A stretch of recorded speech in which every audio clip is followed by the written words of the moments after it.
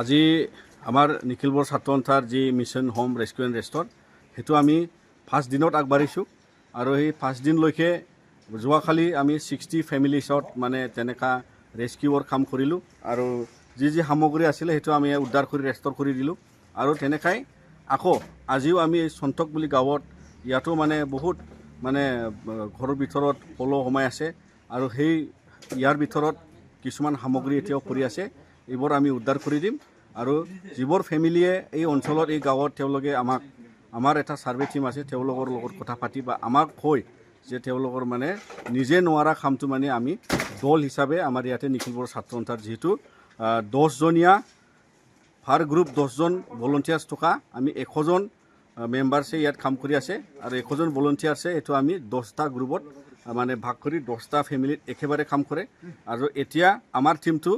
2 number হাউচত আমি সোমালোঁ প্ৰথমটো ঘৰ আমি উদ্ধাৰ কৰি দিলোঁ বুখাৰ পৰা সব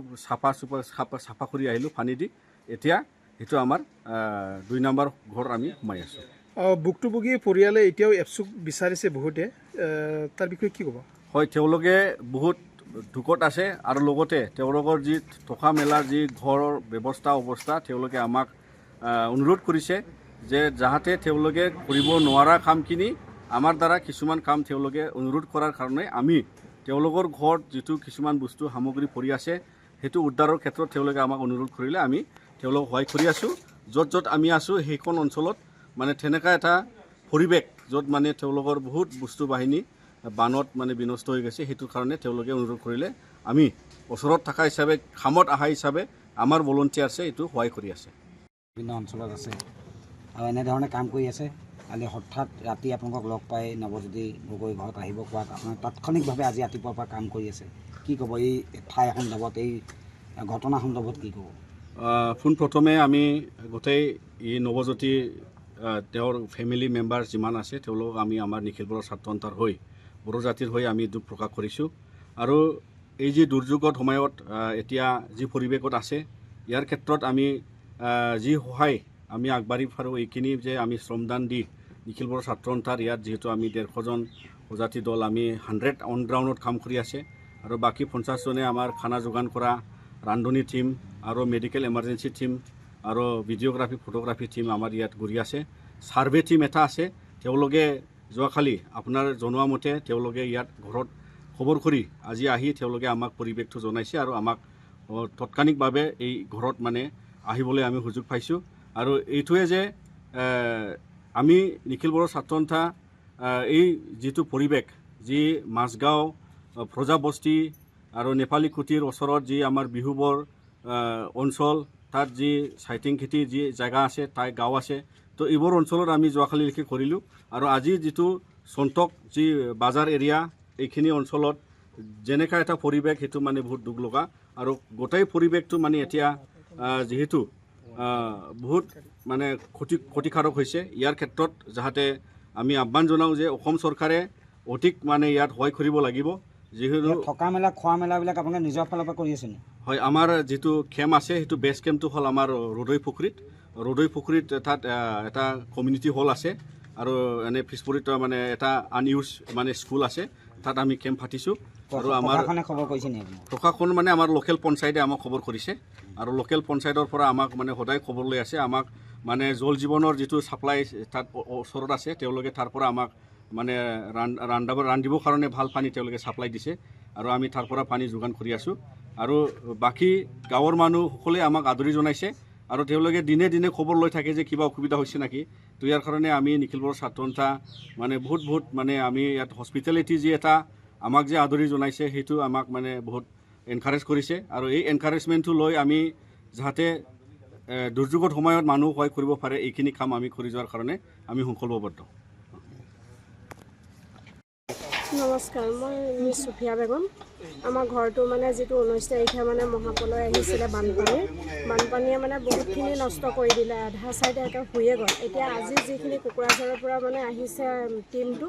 সেই টিমটোৰ সহযোগত মানে আমাৰ পিছফালে এটা তম্বু মানে চালি এডোখৰ বনোৱা হৈছে 2টা ৰুমত কিন্তু বহুত ধন্যবাদ দিছোঁ সিহঁতক আমাক যে থকা ঠাইডোখৰ সিহঁতি সুবিধা কৰি দিছে আৰু ক'বলৈতো ভাষা একোৱেই নাই মানে আমাৰ যিমানখিনি অনিষ্ট হৈছে সেইখিনিতো ভৰপূৰ মানে যিমানখিনি পাৰিছে সকলো ৰাইজে সহায় কৰিছে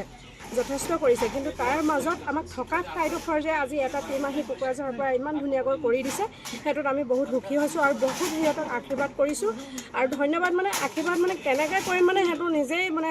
প্ৰকাশ কৰিব পৰা নাই, মানে হৃদয়ৰ পৰা কৰিছোঁ মানে সিহঁতক, যে সিহঁতি আমাৰ নিচিনা আৰু কেইঘৰমান মানুহকো যাতে তেনেকৈ সুবিধা কৰিবৰ কাৰণে আগবাঢ়ি যাবলৈ ওপৰজনে শক্তি দিয়ে যাতে সিহঁতকো। আৰু কি ক'ম আৰু ক'বলৈ মানে একো হেৰিয়ে নাই মানে। আজি যে আপচু আহিলে,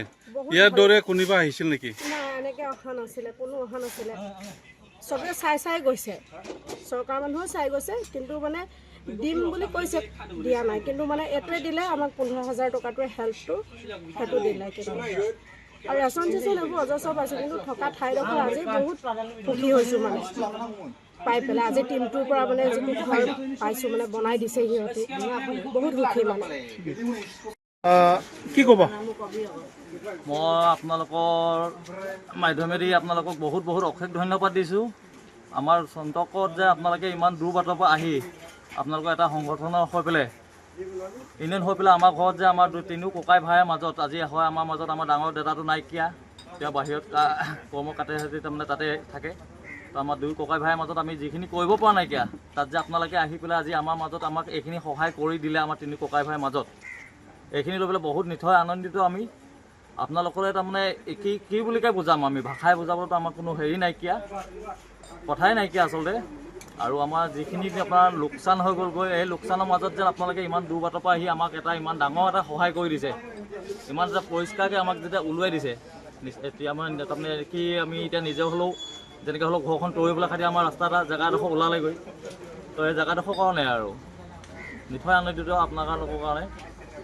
সেয়াই কৰি থাকিব আপোনালোকে। মই তাৰ কাৰণে যেন আপোনালোকক এপছুক বহুত ধন্যবাদ দি মই একদম তাৰমানে ক'বৰ ভাষা নাইকিয়া মোৰ। আপোনালোকলৈ ইমানেই তাৰমানে আমাৰ গোটেই গাঁওখনে চন্তক বজাৰ, এইডোখৰ চন্তক বজাৰ, আমাৰ তিনিও ককাই ভাইৰ নাম হৈছে,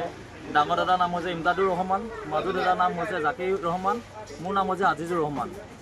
আমি তিনিও ককাই ভাইৰ পৰা এতিয়া ককাইলৈ আমি ফোন কৰিলোঁ, ককাও কৈছে যেন তাহাঁতক এতিয়া হেৰি যে প্ৰয়োজন নাই,